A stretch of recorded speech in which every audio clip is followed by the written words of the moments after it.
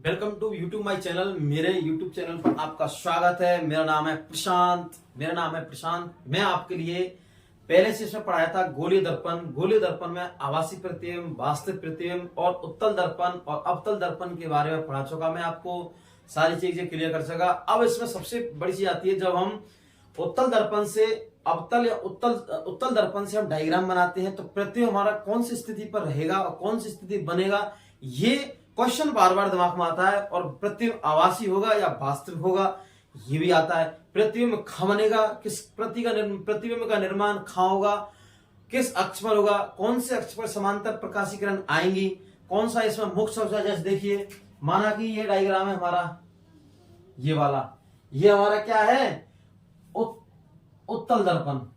क्या है ये? उत्तल, ये वाला।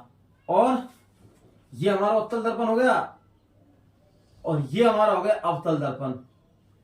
ठीक है, ये जो डॉट डॉट की है ये चांदी की पॉलिश, इस पर चांदी की पॉलिश की है, जिससे परावर्तक या आने वाली प्रकाश की किरण सीधे न आने के लिए इससे परावर्तक होकर वापस लौटे। हम ये चीज पढ़ रहे हैं। ठीक है, तो ये देखो, ये वाली, ये तो हमारा हो गया उत्तल दर्पण। कौन सा दर्पण? उत्तल दर्पण। और ये हो गया अवतल, जो इनके बारे में मैं आपको पहले ही पढ़ा चुका हूं पहले की वीडियो में।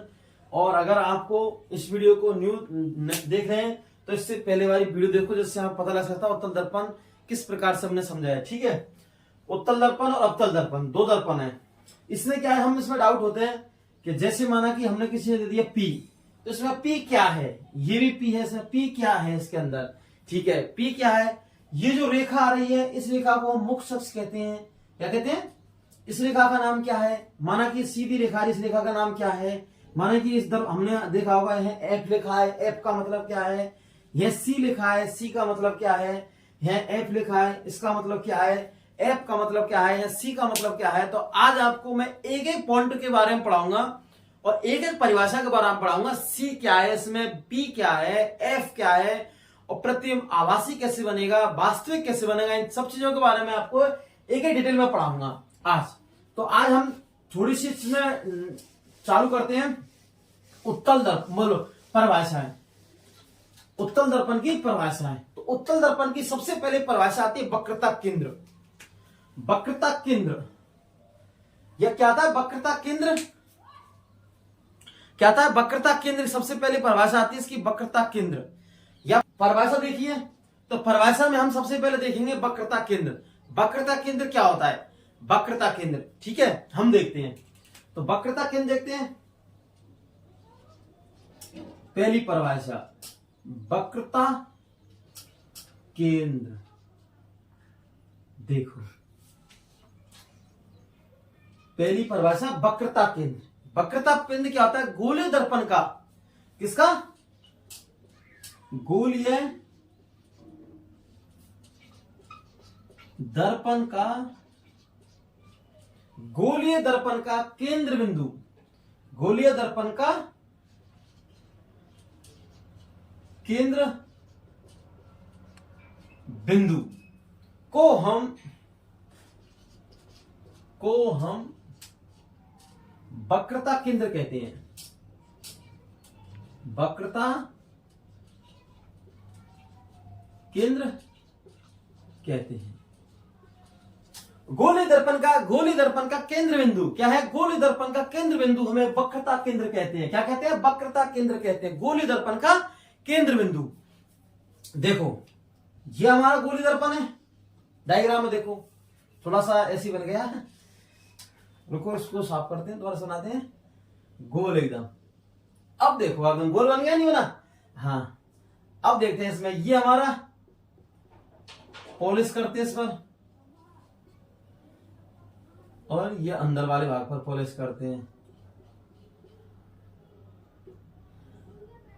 आपको ये कंफ्यूजन हो रहा है कि आधे हिस्से पर तो पॉलिश बाहर की तरफ, आधे हिस्से पर अंदर तरफ, इससे बिल्कुल कंफ्यूजन होना है। क्यों? हम कर रहे हैं गोलीय दर्पण। गोलीय दर्पण में दोनों होते हैं, एक तो होता है उत्तल दर्पण और एक होता है अवतल दर्पण। क्या होता है? उत्तल दर्पण और एक होता है अवतल दर्पण। अब देखो, अवतल दर्पण और उत्तल दर्पण, तो बाहर वाले भाग पर पॉलिश हो रही है, इसका ये उत्तल दर्पण, अवतल दर्पण है। कौन सा? अवतल। ये वाला भाग है कौन सा? अवतल दर्पण का। बिल्कुल कंफ्यूज नहीं होना है। बाहर वाले भाग पर पॉलिश मतलब अवतल दर्पण, अंदर वाले भाग पर पॉलिश उत्तल दर्पण। कौन सा? उत्तल दर्पण। ठीक है। मैंने क्या लिखा? गोलीय दर्पण का केंद्र बिंदु को, केंद्र बिंदु ये ना, इसके बीच में केंद्र बिंदु को हम कहते हैं वक्रता केंद्र। क्या कहते हैं? वक्रता केंद्र। केंद्र बिंदु को हम क्या कहते हैं? इसको केंद्र बिंदु को हम क्या कहते हैं? वक्रता केंद्र कहते हैं। इसका जो केंद्र बिंदु है इसे क्या कहते हैं? वक्रता केंद्र। और इसको हम सी से प्रदर्शित करते हैं। किससे? सी से। तो इसमें हम लिखेंगे हम, और आगे क्या? वक्रता केंद्र को इसको हम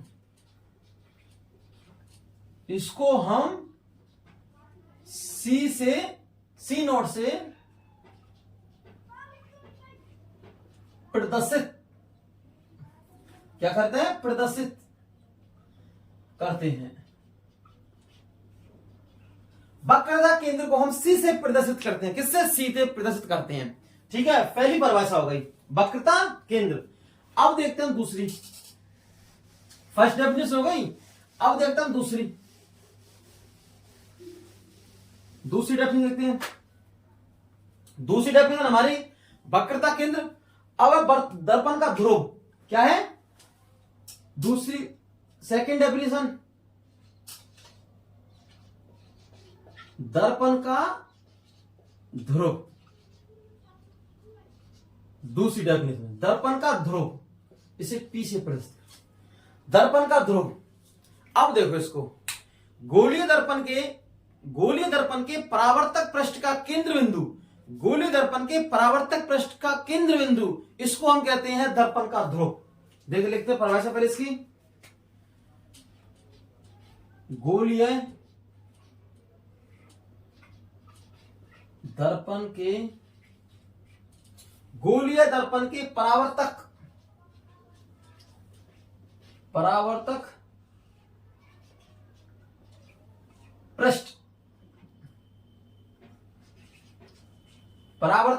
का केंद्र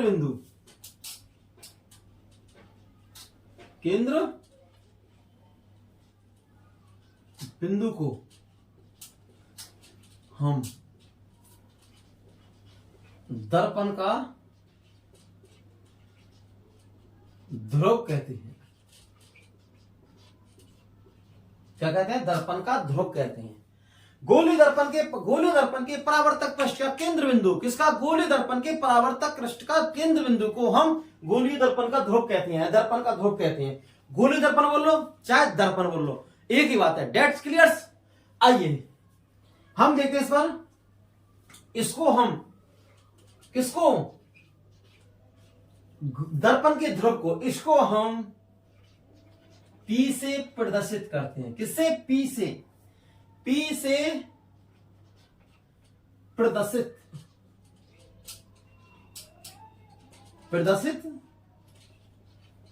करते हैं। किससे प्रदर्शित करते हैं? पी से। अब देखते हैं डायग्राम के अंदर, इसको हम पी से प्रदर्शित करते हैं। अब हम डायग्राम के अंदर देखते हैं दर्पण का ध्रुव। देखो अब हम अलग अलग ले रहे हैं। ये देखो एक और एक डायग्राम। ये कौन सा दर्पण है? अवतल।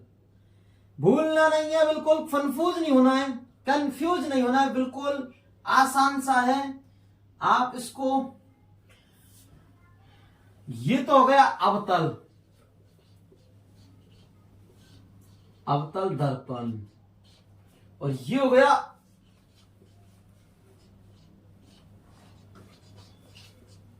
उत्तल दर्पण। ये क्या हो गया? अवतल दर्पण, और ये हो गया उत्तल दर्पण।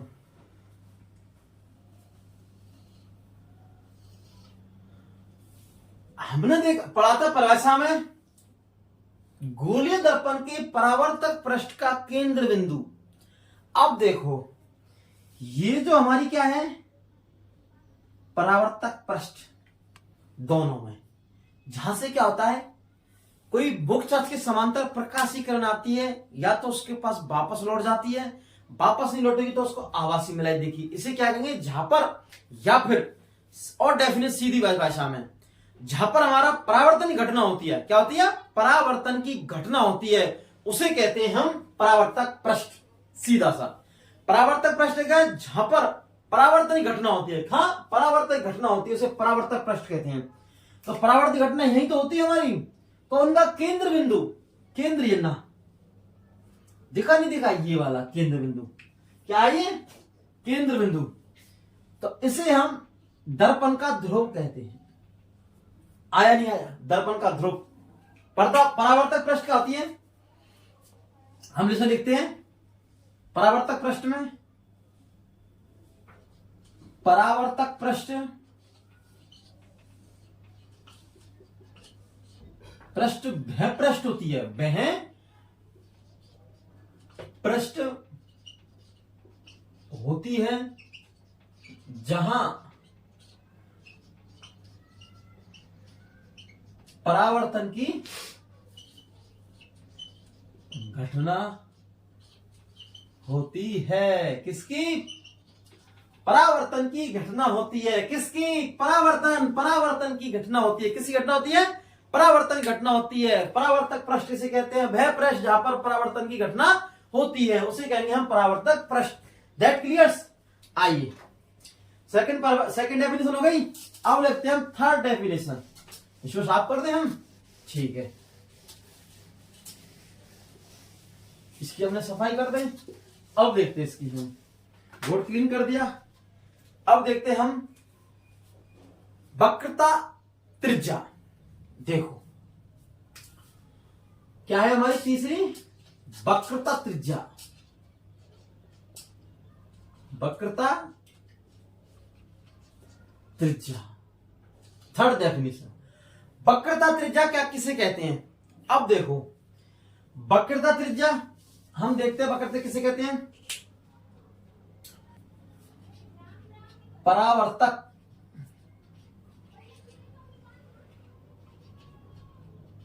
पृष्ठ के केंद्र व परावर्तक पृष्ठ के केंद्र। अब परावर्तक पृष्ठ को हम क्या ले सकते हैं, दर्पण का ध्रुव। परावर्तक पृष्ठ के केंद्र को हम क्या ले, दर्पण का ध्रुव। कोष्ठक में ले सकते हैं हम दर्पण का ध्रुव, लिख सकते हैं, ले सकते हैं दर्पण का ध्रुव। ध्रुव गोलीय दर्पण के परावर्तक पृष्ठ का केंद्र बिंदु व वक्रता केंद्र, वक्रता केंद्र की, वक्रता केंद्र के बीच की दूरी,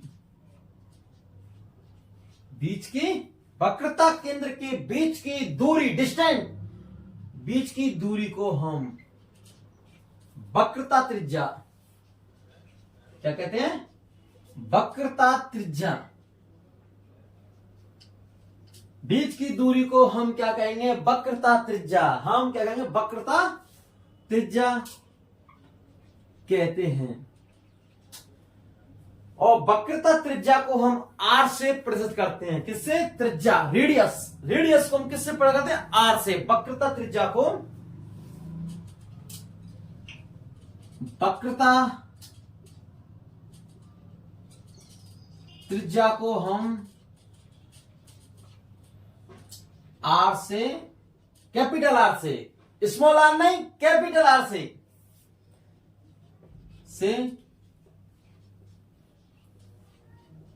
प्रदर्शित करते हैं। कैपिटल आर से प्रदर्शित करते हैं। अब देखो वक्र त्रिज्या होती है, ये माना कि हमारा गोलीय दर्पण है, कैसा, गोलीय दर्पण है। इसका ये भाग तो हो गया अवतल, बाहर की ओर पॉलिश हो रही है, अंदर की ओर पॉलिश हो रही है, इसे कहेंगे हम उत्तल दर्पण। क्या कहेंगे, उत्तल दर्पण। अब देखो परावर्तक पृष्ठ का केंद्र बिंदु ये हो गया हमारा केंद्र बिंदु। और वक्रता केंद्र हमारा होता है मिड पॉइंट, इसका केंद्र होता है के बीच की दूरी, इसको कहेंगे आर। बीच की दूरी को हम वक्रता त्रिज्या कहते हैं। इसे हम आर नॉट से प्रदर्शित करते हैं। किसे? आर नॉट से प्रदर्शित करते हैं वक्रता त्रिज्या को। ये क्या है हमारी वक्रता त्रिज्या? वक्रता कौन सी है? वक्रता त्रिज्या क्या है हमारी?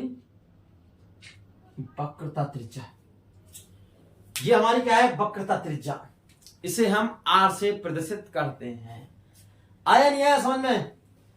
वक्रता त्रिज्या सीधी सी परिभाषा है, गोलीय दर्पण के परावर्तक पृष्ठ के केंद्र बिंदु प्लस के व गोलीय दर्पण का परावर्तक पृष्ठ के केंद्र को हम वक्रता दर्पण का ध्रुव भी कह सकते हैं, पी नोट से प्रदर्शित करते हैं। और वक्रता केंद्र के बीच की दूरी को हम वक्रता त्रिज्या कहते हैं। आया नहीं समझ में? That clears? ले लो स्क्रीनशॉट ले लो इसका, ठीक है? ले लिया? अब देखते हैं हम दूसरी परिभाषा।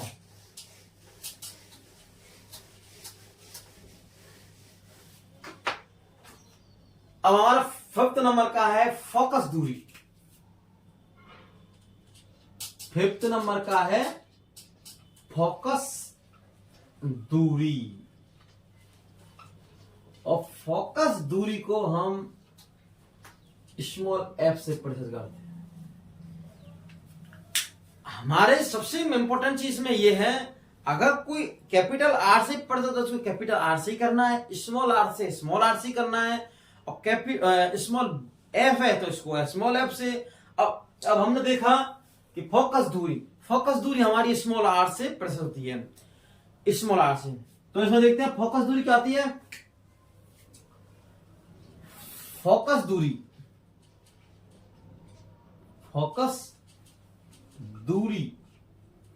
वक्रता त्रिज्या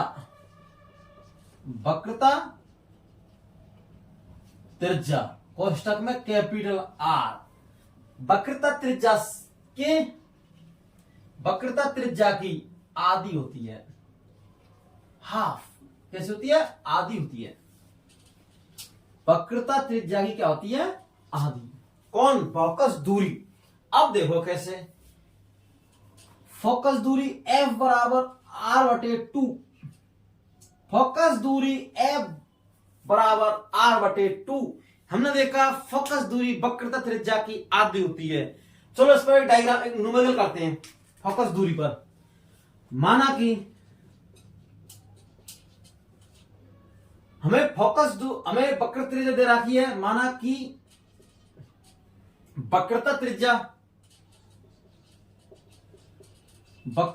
क्वेश्चन है न्यूमेरिकल। माना कि वक्रता त्रिज्या 40 सेंटीमीटर है, तो फोकस दूरी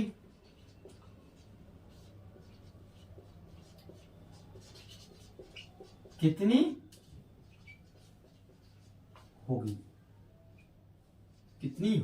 ये हमें याद करना है। ये बात क्या करना है? फोकस दूरी हमें याद करनी है। क्वेश्चन है, माना कि वक्रता त्रिज्या 40 सेंटीमीटर है, तो फोकस दूरी कितनी है? कर सकते नहीं कर सकते हैं? तो देखो सीधा सा, कुछ घबराने की बात नहीं इसमें। हमें क्या पूछ रहा है? फोकस दूरी पूछ रहा है। हमें वक्रता त्रिज्या दी है, तो हमारा आर बराबर, आर कितना दिया है? 40 सेंटीमीटर। एफ हमसे पूछ रहा है और 40 हमें क्वेश्चन में दिया हुआ है। तो देखो एफ बराबर 14/2 ये हमारा हो गया, ठीक है? 14/2, तो हम 40 में 2 का भाग देंगे तो 20 आएगा। कितना आएगा? 20 सेंटीमीटर। तो हमारी फोकस दूरी कितनी प्राप्त हुई? 20 सेंटीमीटर। कितनी हुई? 20 सेंटीमीटर। इजी है ना?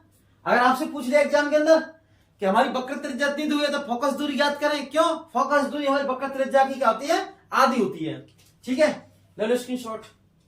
ठीक है, अब इसको हम और नेक्स्ट परिभाषा ठीक है।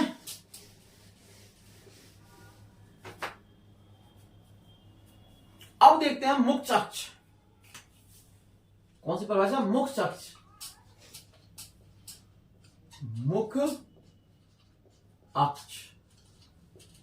अब देखते हैं मुख्य अक्ष, मेन एक्सिस। मेन एक्सिस के बारे में पढ़ते हैं। देखो मुख्य अक्ष हमारी क्या होती है? देखो गोलीय दर्पण के ध्रुव वक्र के गोलीय दर्पण के ध्रुव व वक्रता त्रिज्या, ध्रुव व वक्रता केंद्र, त्रिज्या नहीं वक्रता केंद्र को मिलाने वाली, केंद्र को मिलाने वाली काल्पनिक रेखा को मुख्य अक्ष कहते हैं। क्या कहते हैं? मुख्य अक्ष कहते हैं। गोलीय दर्पण के ध्रुव व वक्रता केंद्र को मिलाने वाली एक काल्पनिक रेखा। किसको? काल्पनिक, आभासी रेखा को। काल्पनिक जो हम इसमें कल्पना करते हैं, काल्पनिक रेखा को हम क्या कहते हैं? मुख्य अक्ष कहते हैं। देखो मुख्य अक्ष क्या है? ये हमारा गोलीय दर्पण है।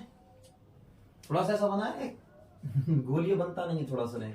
हाँ ये बन गया, ठीक है। हमें समझना है ये वक्रता केंद्र हुआ, नहीं हुआ सी, और ये मिलाने वाली रेखा,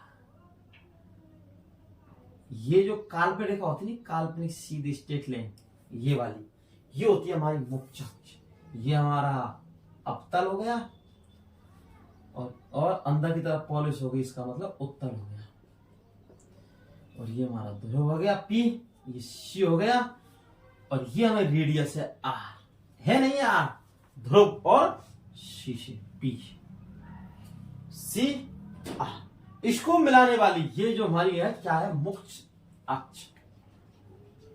क्या है? मुख्य अक्ष। काल्पनिक रेखा, काल्पनिक रेखा या सीधी रेखा, इसको सीधी भी रेखा कह सकते हैं। काल्पनिक रेखा को हम क्या कहेंगे? मुख्य अक्ष कहते हैं, ठीक है। अब देखते हैं, हेलो स्क्रीनशॉट, ठीक है। अब हमारा आता है मुख्य फोकस या फोकस बिंदु।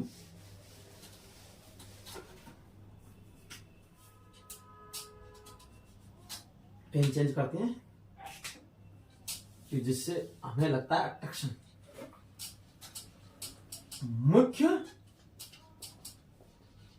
फोकस या फोकस बिंदु।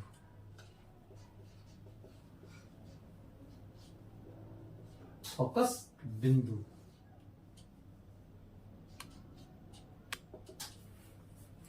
एक ही डायग्राम, एक एक परिभाषा समझ में आ रही नहीं है इसी में, कोई जब वो नहीं है, कंफ्यूजन की जरूरत नहीं है, कोई कठिन परिभाषा नहीं है, बस हमें याद करना है कि हमारी परिभाषा कैसी है।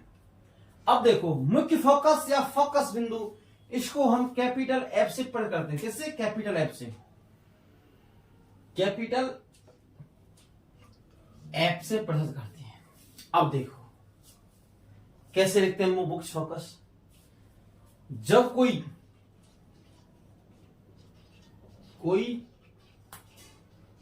प्रकाश की किरण, किरण तो प्रकाश की होती है नहीं, प्रकाश की किरण, जब कोई प्रकाश की किरण मुख्य अक्ष के समांतर आती है, किसके? अभी पढ़े हो ना मुख्य अक्ष, मुख्य अक्ष के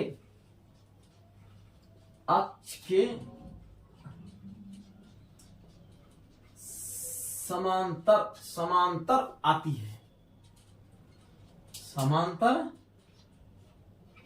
आती है। जब कोई प्रकाश की किरण मुख्य अक्ष के समांतर आती है, किसके समांतर आती है? मुख्य अक्ष के, तो परावर्तन के बाद, किसके बाद? परावर्तन के बाद, किसकी? परावर्तन के बाद जिस बिंदु से कौन, जिस बिंदु कौन गुजरेंगे, प्रकाश की किरण जिस बिंदु से, जिस बिंदु से, जिस बिंदु से गुजरती है उसे हम फोकस बिंदु कहते हैं। कौन सा बिंदु, फोकस बिंदु कहते हैं। जब कोई प्रकाश की किरण मुक्त अक्ष के समांतर होती है और परावर्तन के बाद वह जिस बिंदु से गुजरती है उसे हम फोकस बिंदु कहते हैं। उसको हम फोकस बिंदु कहते हैं, या हम उसे मुख्य फोकस कहते हैं, या उसे हम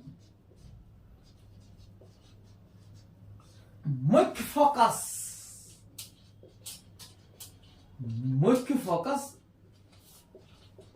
कहते हैं। क्या कहते हैं, मुख्य फोकस कहते हैं। अब इसमें देखो, इसे हम कैपिटल एफ से प्रदर्शित करते हैं। कैपिटल एफ से प्रदर्शित करते हैं। किसके, कैपिटल एफ से। अब देखो, हम दोनों डायग्राम लेते हैं, ये वाला और ये वाला। इस पर हमने पॉलिश कर दी। देखो, इस पर बाहर की तरफ पॉलिश हो रही है, इस पर अंदर की तरफ पॉलिश हो रही है। जब भी बाहर की ओर पॉलिश हो रही है उसे कहेंगे अवतल दर्पण। अवतल दर्पण। और अंदर की ओर पॉलिश हो रही है उसे कहेंगे उत्तल दर्पण। उत्तल दर्पण, ठीक है। अब देखो, माना कि हमारी ये मुख्य अक्ष है, ये भी मुख्य अक्ष है नहीं, ये मेन एक्सिस। अब देखो, हमने देखा जब कोई प्रकाश की किरण मुख्य अक्ष के समांतर, ये हमारी मुख्य अक्ष है, और मुख्य अक्ष के समांतर आती हैं, आ रही है नहीं आ रही हैं, और परावर्तन के बाद, परावर्तन सदिश होता है, तो परावर्तन के बाद जिस बिंदु से होकर गुजरती हैं, गुजरी मुख्य अक्ष के समांतर आई ये वाली, और परावर्तन के बाद जिस बिंदु से गुजरती है उसे कहते हैं मुख्य फोकस, कैपिटल एफ। इसमें ये हमारा ध्रुव हो गया P, ये हमारी वक्रता केंद्र हो गया, और ये हमारा फोकस हो गया। और प्रकाश की किरण, इन तीरों के निशानों को मत भूलना, क्योंकि ये भूल गए डायग्राम गलत हो जाएगा आपका। इनको प्रदर्शित करना है, तीर के निशान को, प्रकाश की किरण इस दिशा से आ रही है, इस दिशा में जा रही है। ये समझाना बहुत जरूरी है कि प्रकाश की किरण इस दिशा से आ रही है और इस दिशा में जा रही है। इसको हम समझ, अगर आपको डायग्राम में तीर के निशान जरूर लगाने हैं, अगर नहीं लगाओगे तो आपका डायग्राम गलत माना जाएगा, क्योंकि इसे पता नहीं चलेगा प्रकाश की किरण कहां से आ रही है और किधर की ओर जा रही है, और हमें ये मेन जरूरी है। अब इसमें देखते हैं, ये हमारी मुख्य अक्ष मेन अक्ष है नहीं है, मुख्य अक्ष, मुख्य अक्ष नहीं है। देखो, जब कोई प्रकाश की किरण आ रही है, आ रही नहीं आ रही है, समांतर, मुख्य अक्ष के समांतर आ रही नहीं आ रही है, ये क्या करेगा, किरणों को बिखेर देगा। माना किरण ऐसे आई और ऐसे चली गई। सीधा सा है उत्तल दर्पण। उत्तल दर्पण होता है, उत्तल दर्पण क्या करता है, हमारी प्रकाश की किरणों को बिखेर देता है, मतलब फैला देता है। और हमारा अवतल दर्पण प्रकाश की किरणों को संग्रहित कर लेता है, समेट लेता है, एकत्रित कर लेता है अंदर की तरफ, और ये बाहर की तरफ फैला देता है। देखो, फैला तो नहीं, लेकिन अगर हमको पीछे दर्पण के पीछे मिलाएंगे ऐसे, तो आभासी प्रतीत होगी ये किरण। ऐसे मिला सकते नहीं इनको, और जिस बिंदु पर ये दोनों मिलेंगे इसे कहेंगे हम फोकस। तो देखो, इसमें तो हमारा फोकस है दर्पण के अंदर की तरफ, बाहर की तरफ, और ये दर्पण के अंदर की तरफ। फोकस। तो समझे फोकस बिंदु क्या है? फोकस बिंदु जब कोई प्रकाश की किरण मुख्य अक्ष के समांतर आ रही है, किसके? मुख्य अक्ष के समांतर आ रही है, आती है, तो परावर्तन के बाद जिस बिंदु से होकर गुजरती है तो उसे हम मुख्य फोकस या फोकस बिंदु कहते हैं, एफ से प्रदर्शित करते हैं। ठीक है, डायग्राम आगे समझ में? इसको दिक्कत? नो दिक्कत, दिक्कत होनी नहीं चाहिए। ठीक है, अब और देखते हैं कोई परिभाषा है। परिभाषा ही परिभाषा, और इनसे ही हमारी अगर परिभाषा, हमारी डायग्राम की दर्पण की परिभाषा हमें अगर पूरी याद है, क्या याद है? पूरी, तो हम न्यूमेरिकल्स प्लस दर्पण की स्थिति प्रतिबिंब आसानी से बता सकते हैं। अब आपके लिए न्यूमेरिकल कराएंगे, फिर से दर्पण की स्थिति कराएंगे, प्रतिबिंब खामनता है, प्रतिबिंब खामनता कैसा होता है, उल्टा होता है, सीधा होता है, और आपको ये सारी परिभाषा अगर याद है तो आप एक चुटकियों में इसको डायग्राम को हल कर सकते हो। किसमें? चुटकियों में। लेकिन अब आपको हमने, अब हमारा द्वारक क्या है? द्वारक। नेक्स्ट परिभाषा द्वारक। अब देखो द्वारक की परिभाषा है गोलीय दर्पण में। देखो गोलीय बार बार आ जाए तो गोलीय हमारा दर्पण चल रहा है, इसलिए गोलीय दर्पण में, किसमें? गोलीय दर्पण के परावर्तक। अब कंफ्यूज तो नहीं है? परावर्तक पृष्ठ किसे कहते हैं? नहीं है, बिल्कुल। परावर्तक पृष्ठ के किनारों को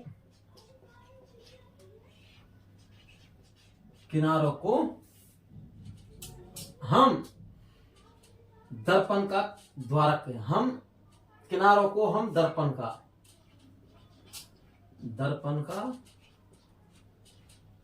द्वारक कहते हैं। डायग्राम में देखिए, देखो द्वारक ऐसे नहीं आएगा समझ में, ऐसे आएगा डायग्राम में। ये माना कि हमारा कौन सा दर्पण है? कौन सा दर्पण है?